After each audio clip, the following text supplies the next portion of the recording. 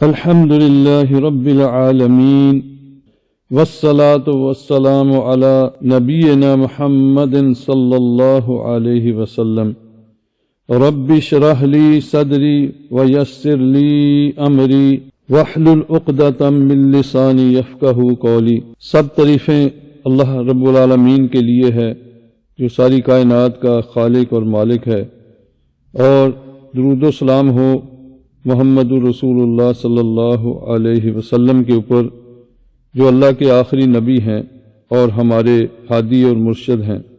اما بعد، میں آج آپ کے سامنے تھوڑی سی یہودیوں کی ہسٹری سنانا چاہتا ہوں، کیونکہ اس وقت جاننا بہت ضروری ہے، بہت سے لوگ نہیں جانتے، اور اب یہ بھی بتایا جائے گا کہ فرداً ہم نے کیا کرنا ہے، یعنی ہر بھائی اور بہن نے اب کرنا کیا ہے، اس کے متعلق انشاءاللہ تھوڑی سی آگاہی ہوگی۔ سب سے پہلے ہم ابراہیم علیہ السلام اللہ کے خلیل، ان سے شروع کرتے ہیں۔ ویسے تو بڑی بڑی کتابیں لکھی ہیں، نہ کسی کے پاس اتنا ٹائم ہے کہ وہ ساری کتابیں پڑھیں اور مطالعہ کریں، تو یہ مختصر انداز میں انشاءاللہ بتایا جائے گا۔ سب سے پہلے ابراہیم علیہ السلام کو اللہ تعالیٰ نے جب نبوت سے نوازا، اللہ تعالیٰ نے ان کو بڑھاپے میں 2 بیٹے دیے۔ ایک کا نام اسماعیل ہے، جن کی نسل سے رسول اللہ صلی اللہ علیہ وسلم آخری نبی پیدا ہوئے، اور ایک کا نام اسحاق ہے علیہ السلام۔ ان کے بیٹے یعقوب تھے۔ یعقوب علیہ السلام کے 12 بیٹے تھے۔ ان 12 بیٹوں کی اولاد بنی اسرائیل کہلائی۔ یعقوب علیہ السلام کا لقب تھا اسرائیل، یعنی اللہ کا بندہ، تو ان کی اولاد بنی اسرائیل کہلائی۔ سب سے بڑا بیٹا جس کا نام یہودا تھا، ان کی نسل سے کافی زیادہ لوگ پیدا ہوئے اور ان کی عزت بھی زیادہ تھی، وہ بڑے تھے۔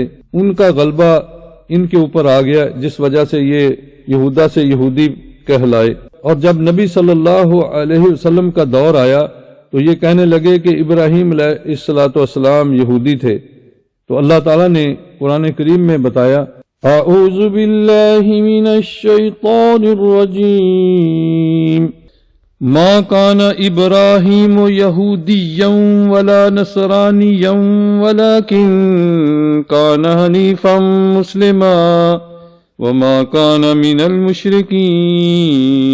ابراہیم علیہ السلام نہ تو یہودی تھے اور نہ عیسائی تھے، بلکہ سب سے ہٹ کر اللہ ہی کے حکم ماننے والے تھے، یعنی سب سے یک طرف تھے، وہ مشرکین میں بھی نہ تھے۔ یہودی کہتے تھے کہ ابراہیم علیہ السلام یہودی تھے، اور عیسائی کہتے تھے، کرسچین کہتے تھے کہ وہ عیسائی تھے۔ اللہ تعالیٰ نے اس بات کا رد کر دیا، اور تیسرا گروہ مشرکین کا اللہ تعالیٰ نے اس کا بھی رد کر دیا، نہ وہ مشرکین میں تھے، وہ یک طرف ہو کر ایک اللہ کو مانتے تھے۔ تم تینوں گروہ اللہ کے ساتھ شریک ٹھہراتے ہو۔ یہودیوں نے عزیر علیہ السلام کو اللہ کا بیٹا بنا دیا، اور عیسائیوں نے عیسیٰ علیہ السلام کو، اور مشرکین تو ہے ہی ہزاروں بتوں کی پوجا کرنے والے، تو اللہ نے اس بات کا ان سے رد کر دیا کہ یہ تو بہت دیر کے بعد لوگوں نے نام رکھا جس کو یہودی کہا جاتا ہے۔ یہ سورت آل عمران کی 67 نمبر آیت ہے، اور 2 آیتیں پیچھے چھوڑ کر 65 نمبر میں اللہ تعالیٰ خود فرماتے ہیں، یا اہل الکتاب لم تحاجون فی ابراہیم وما انزلت التوراۃ والانجیل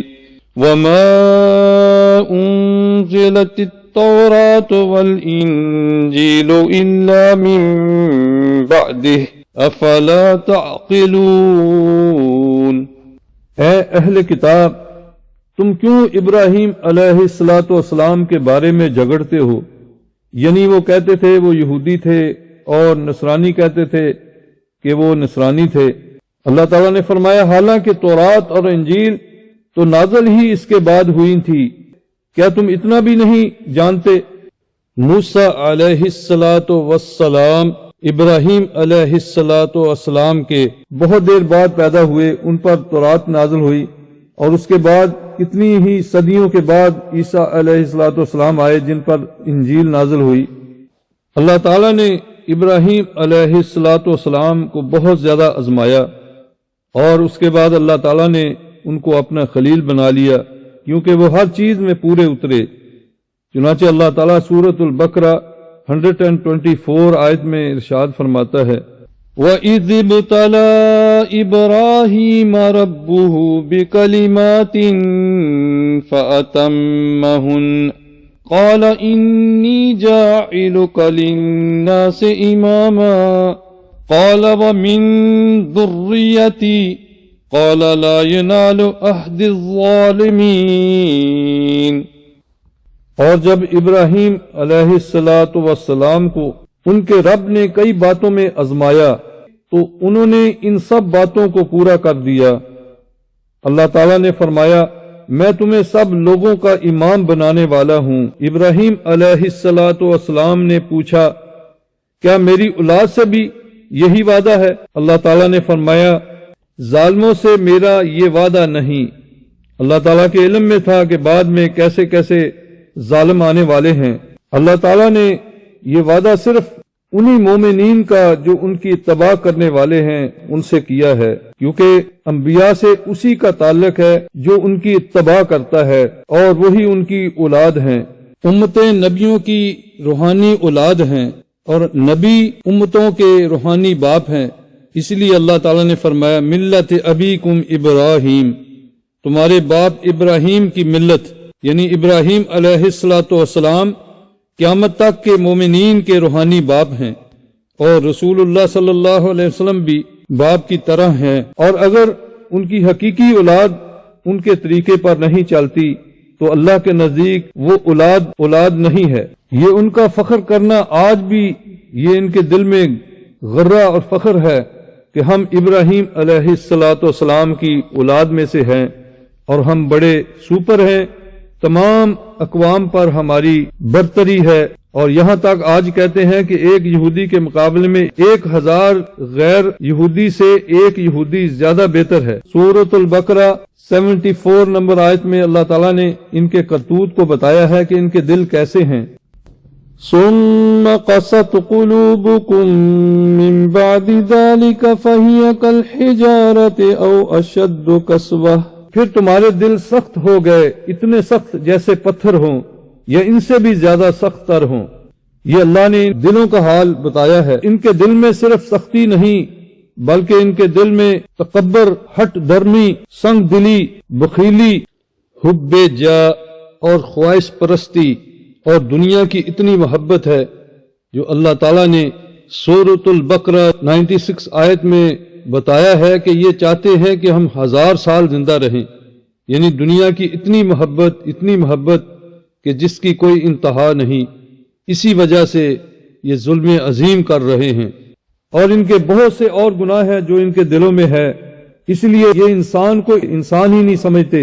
ان کے سامنے عورتوں کا قتل کرنا، بچوں کو جلا دینا اور انسانوں کو قتل کرنا ایک معمولی چیز ہے۔ ان کے دل میں رحم کی کوئی بات ہی نہیں، ایسے سخت دل ہیں یہ۔ نوح علیہ السلام کا ایک بچہ تھا، جب طوفان آیا، کیونکہ وہ کافر ہو چکا تھا، ان کو مانتا نہیں تھا۔ سورۃ الحود 42 سے 43 آیت میں اللہ تعالیٰ نے بیان کیا ہے۔ اللہ تعالیٰ فرماتے ہیں، وہ کشتی انہیں لے کر پہاڑوں جیسی موجوں میں چلتی جاتی تھی، اور نوح نے اپنے بیٹے کو کہا، وہ سب سے الگ تھلگ تھا، پیارے بیٹے تو بھی ہمارے ساتھ سوار ہو جا، کافروں میں شامل نہ ہو۔ تو وہ بولا، میں ابھی پہاڑ کی طرف پناہ لیتا ہوں۔ اللہ کو چھوڑ کر پہاڑ سے پناہ لینے لگا، وہ مجھے پانی سے بچا لے گا۔ نوح علیہ السلام نے اس کو کہا، آج اللہ کے حکم سے کوئی بچانے والا نہیں مگر جس پر اللہ رحم فرمائے۔ اور ان دونوں کے درمیان موج حائل ہو گئی تو وہ غرق ہونے والوں میں سے ہو گیا، یعنی موج نے اس کو غرق کر دیا۔ اولاد کی محبت میں آ کر نوح علیہ السلام نے اللہ تعالیٰ سے دعا کی۔ اسی سورت کی آیت نمبر 45 اور 46 میں اللہ تعالیٰ نے فرمایا، وَنَادَى نُوحٌ رَبَّهُ فَقَالَ رَبِّ إِنَّ ابْنِي مِنْ أَهْلِي وَإِنَّ وَعْدَكَ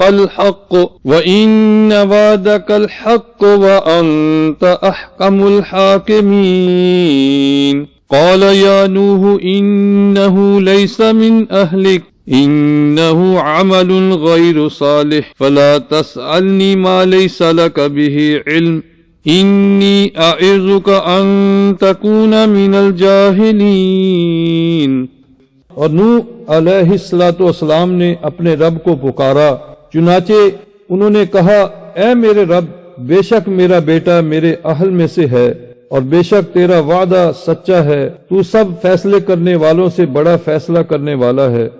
اللہ تعالیٰ نے کہا اے نوح، بے شک وہ تیرے اہل میں سے نہیں، کوئی شک نہیں کہ اس کے عمل نیک نہیں، لہذا تو مجھ سے اس چیز کا سوال نہ کر جس کا تجھے کوئی علم نہیں، بے شک میں تجھے نصیحت کرتا ہوں تو جاہلوں میں سے نہ ہو جاؤ۔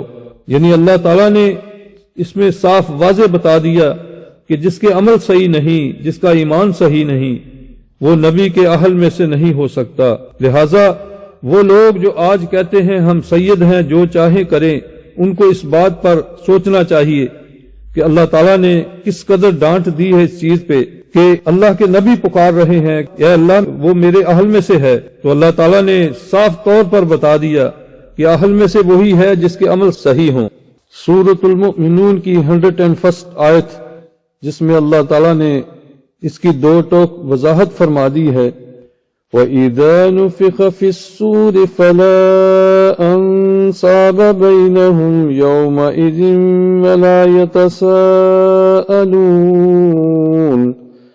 پھر جب سور پھونکا جائے گا تو اس دن نہ ان میں رشتہ داریاں رہیں گی اور نہ وہ ایک دوسرے سے سوال کریں گے۔ اس آیت میں اللہ تعالی نے واضح کر دیا کہ قیامت کے دن کسی کی رشتہ داری نہیں پوچھی جائے گی۔ یہ ہے دین اسلام جس نے ہر بات کو واضح کر دیا۔ یہودیوں کا یہ گمنڈ اور یہ تکبر کرنا کہ ہم انبیاء کی اولاد میں سے ہیں اور ہم جو چاہیں کریں، حالانکہ نبیوں نے تو اچھی چیزوں کا حکم دیا، انہوں نے کبھی ظلم کرنے کا حکم نہیں دیا۔ ان کی لمبی ہسٹری ہے جو نبی صلی اللہ علیہ وسلم تک پہنچتی ہے۔ انہوں نے پے در پے انبیاء علیہ السلام کی نافرمانیاں کی۔ جب اللہ تعالیٰ نے یوسف علیہ السلام کو مصر کا اقتدار دیا تو یہ لوگ وہاں آ گئے، پھر یہ کئی صدییں وہاں رہے اور یہ پھیلتے پھیلتے کافی زیادہ ہو گئے، مگر انہوں نے اللہ کی نافرمانیاں شروع کر دی، دین کو چھوڑ دیا۔ رفتہ رفتہ یہ دین سے بہت دور چلے گئے اور یہ بڑھتی بڑھتی اولاد تقریباً 6 لاکھ کے قریب ہو گئی۔ جب اللہ نے ان پر فرعونیوں کو مسلط کر دیا، پھر اللہ نے ان پر رحم کر کے موسیٰ علیہ السلام کے ذریعے ان کو دریا سے نکال کر پار کیا، اور سب سے زیادہ انہوں نے موسیٰ علیہ السلام کو اذیتیں اور تکلیفیں دی جس کا قرآن میں ذکر ہے، یہاں تک کہ انہوں نے بے شمار انبیاء کو قتل کیا۔ آخر میں عیسیٰ علیہ السلام کے در پہ ہو گئے، انہوں نے ان کو قتل کرنے کی کوشش کی، اگرچہ اللہ تعالیٰ نے ان کو آسمان پہ اٹھا لیا، مگر ان کو پورا گناہ ہوگا ایک نبی اور رسول کو قتل کرنے کا، یہاں تک کہ اللہ نے پھر ان کو بخت و نصر کی وجہ سے ان کو سزا ملی، اور ہیکل سلیمانی جس کو یہ ٹیمپل آف سلیمان کہتے ہیں علیہ السلام، وہ تباہ کر کے رکھ دیا، جس کو آج یہ نئے سرے سے تعمیر کرنا چاہتے ہیں، یہاں تک کہ یہ دنیا میں تتر بتر ہو گئے۔ ان میں سے کچھ قبائل مدینے میں آ کے آباد ہو گئے۔ جب نبی صلی اللہ علیہ وسلم نے دعوت دی تو اللہ تعالیٰ نے فرمایا کہ یعرفونہ کما یعرفون ابناءہم، یہ رسول اللہ صلی اللہ علیہ وسلم کو اس طرح پہچانتے ہیں جیسے اپنے بیٹوں کو پہچانتے ہوئے آدمی غلطی نہیں کرتا۔ ان کو پتا تھا یہ آخر زمان نبی ہیں، مگر یہ ایمان نہ لائے، اور اللہ تعالیٰ نے فرمایا وَلَا تَكُونُوا أَوَّلَ كَافِرٍ بِهِ، تم سب سے پہلے کافر تو نہ بنو، تم کو سب سے پہلے ایمان لانا چاہیے تھا۔ اللہ تعالیٰ نے ان کے کرتوت سورۃ البقرہ میں بہت زیادہ بیان کیے ہیں، 40 آیت سے لے کر 141 تک ان کی کرتوتیں بتائی ہیں۔ ان میں سے ایک آیت 109 ہے جس میں اللہ تعالیٰ فرماتے ہیں وَدَّ كَثِيرٌ مِّنْ أَهْلِ الْكِتَابِ لَوْ يَرُدُّونَكُم مِّن بَعْدِ إِيمَانِكُمْ كُفَّارًا حَسَدًا مِّنْ عِندِ أَنفُسِهِم مِّن بَعْدِ مَا تَبَيَّنَ لَهُمُ الْحَقُّ فَاعْفُوا وَاصْفَحُوا حَتَّى يَأْتِيَ اللَّهُ بِأَمْرِهِ ان اللہ علی کل شیء قدیر۔ اہل کتاب میں سے اکثر لوگ یہ چاہتے ہیں کہ تمہارے ایمان لانے کے بعد پھر سے تمہیں کافر بنا دیں، جس کی وجہ ان کا وہ حسد ہے جو ان کے سینوں میں ہے، جبکہ اس سے قبل ان پر حق بات واضح ہو چکی ہے۔ انہیں معاف کرو اور ان سے درگزر کرو یہاں تک کہ اللہ خود ہی اپنا حکم بھیج دے، بے شک اللہ تعالیٰ ہر چیز پر قادر ہے۔ پھر اللہ تعالیٰ نے پے در پے ان پر اپنے حکم بھیجے اور ان کو جلا وطن کیا۔ دیکھیے، یہ نبی صلی اللہ علیہ وسلم کو اس وجہ سے نہیں مانتے اور ان پر ایمان نہیں لاتے، یہ سمجھتے تھے کہ آخر زمان نبی ہمارے اندر یہودیوں میں آئیں گے۔ جب اللہ تعالیٰ نے ان کو یہودیوں کے بجائے قریش میں پیدا کر دیا تو ان کے دل میں ایک حسد کی آگ جل اٹھی۔ اس حسد کی وجہ سے انہوں نے حق کو قبول نہیں کیا، جہنم کو قبول کر لیا۔ آج تک ان کا حسد ختم ہی نہیں ہو رہا۔ بس ان کا ایک ہی حل ہے کہ ان کے ساتھ جہاد کیا جائے، جس کا کہ آخر وقت میں انشاءاللہ وعدہ پورا ہوگا جو رسول اللہ صلی اللہ علیہ وسلم نے فرمایا تھا، کیونکہ یہ بات بہت ہی مختصر بیان کی جا رہی ہے، اس لیے اس میں چند باتیں عرض یہ ہے کہ ان لوگوں نے رسول اللہ صلی اللہ علیہ وسلم کے زمانے میں مسلمانوں کو بہت ہی دکھ دیا۔ ان کے بڑے بڑے سردار تھے، ان میں سے کعب بن اشرف تھا جس نے رسول اللہ صلی اللہ علیہ وسلم کی شان میں بہت سے گستاخانہ اشعار پڑھے۔ اس کے بعد ایک کا نام تھا سلام بن ابی الحق، یہ بھی اللہ کے نبی صلی اللہ علیہ وسلم کا بہت دشمن تھا۔ ہوئی بن اخطب کو کون نہیں جانتا، مسلمانوں کو ختم کرنے کے لیے ہیلے اور کتنی ہی سازشیں کی، کفار مکہ کے ساتھ مل گیا، بہت سے نقصان پہنچائے، جن سے نام نہاد مسلمان محبت کرتے ہیں اور ان کی بنائی ہوئی چیزوں کو استعمال کرتے ہیں۔ ان کے دل میں اس بات کا ذرا بھی خیال نہیں کہ وہ ہمارے کتنے دشمن ہیں۔ ان ظالموں نے ہمارے نبی صلی اللہ علیہ وسلم پر 3 دفعہ قاتلانہ حملے کیے۔ سب سے پہلے جادو کیا، جادو کے ذریعے آپ صلی اللہ علیہ وسلم کو شہید کرنا چاہا۔ پھر ایک ظالم عورت نے نبی صلی اللہ علیہ وسلم کو دعوت دی اور اس کھانے کے اندر زہر ڈالا، اور ایک دفعہ ان لوگوں نے اپنے پاس بلایا اور یہ طے کیا کہ جب آپ بیٹھ جائیں گے یہاں، اوپر سے ہم ایک بھاری پتھر پھینک دیں گے۔ اللہ تعالیٰ نے تینوں چیزوں سے بچایا۔ تو یہاں سے پتہ چلتا ہے کہ یہ ہمارے نبی کے قاتل ہیں، یعنی ان کو گناہ تو اتنا ہی ہوگا جتنا ایک نبی کے قتل کرنے کو، اور وہ نبی جو آخر زمان نبی ہے، وہ نبی جو نبیوں کے سردار ہیں، وہ نبی جو اللہ تعالیٰ کے سب سے برگزیدہ نبی ہیں، ان کو بھی انہوں نے نہیں چھوڑا، ان کو بھی شہید کرنے کے لیے 3 وار کیے ہیں انہوں نے۔ اور مسلم ہیں کہ ان کو اپنا دوست سمجھتے ہیں اور سمجھتے ہیں کہ ہم ان کے ساتھ مل کر عزت پائیں گے، اور ان کے ساتھ دوستی کرتے ہیں جن کی دوستی کرنے کو اللہ تعالیٰ نے منع کیا ہے۔ چنانچہ اللہ تعالیٰ نے سورۃ المائدہ 51 نمبر آیت میں ارشاد فرمایا ہے، يا أيها الذين آمنوا لا تتخذوا اليهود والنصارى أولياء بعضهم أولياء بعض ومن يتولهم منكم فإنه منهم إن الله لا يهدي القوم الظالمين۔ اے ایمان والو، یہودیوں اور عیسائیوں کو اپنا دوست نہ بناؤ، یہ سب ایک دوسرے کے دوست ہیں۔ اگر تم میں سے کسی نے ان کو دوست بنایا، وہ بھی انہی میں سے ہے، یعنی انہی جیسا ہو جائے گا۔ یقیناً اللہ ظالموں کو ہدایت نہیں دیتا۔ یہاں اللہ تعالیٰ نے 2 ٹوک اعلان کر دیا کہ جو یہود و نصارہ کو دوست بنائے گا وہ انہی میں سے ہوگا، اس لیے کہ باپ کے دشمن سے اگر اس کا کوئی بیٹا دوستی کرے، پہلے اس کو سمجھائے گا، اگر وہ نہ سمجھے تو اس کو گھر سے نکال دے گا، اس کو آگ کر دے گا، اس سے دشمنی کرے گا، اس سے ناراض ہوگا کہ میرے دشمن سے تم دوستی کرتے ہو۔ اللہ کے ہاں بھی ایسا ہی ہے کہ جو اللہ کے سب سے بڑے دشمنوں کو دوست بنائے گا، اللہ تعالیٰ فرماتے ہیں وہ انہی جیسا ہے۔ باقی رہا معاملات میں، انشاءاللہ اس کا ذکر اگلے درس میں کیا جائے گا، کن لوگوں سے ہم تھوڑا تعلق جوڑ سکتے ہیں جس کو اللہ نے حکم دیا ہے، اور کتنا نہیں جوڑ سکتے، اور یہ بھی بتایا جائے گا کہ ہم ان سے اس وقت کس طرح دشمنی کا حق ادا کر سکتے ہیں، اور یہ بھی بتایا جائے گا کہ وہ ظلم جو کر رہے ہیں اس کا بدلہ کیسے ہم دے سکتے ہیں ان کو۔ سبحان ربک رب العزت عما یصفون وسلام علی المرسلین والحمد للہ رب العالمین۔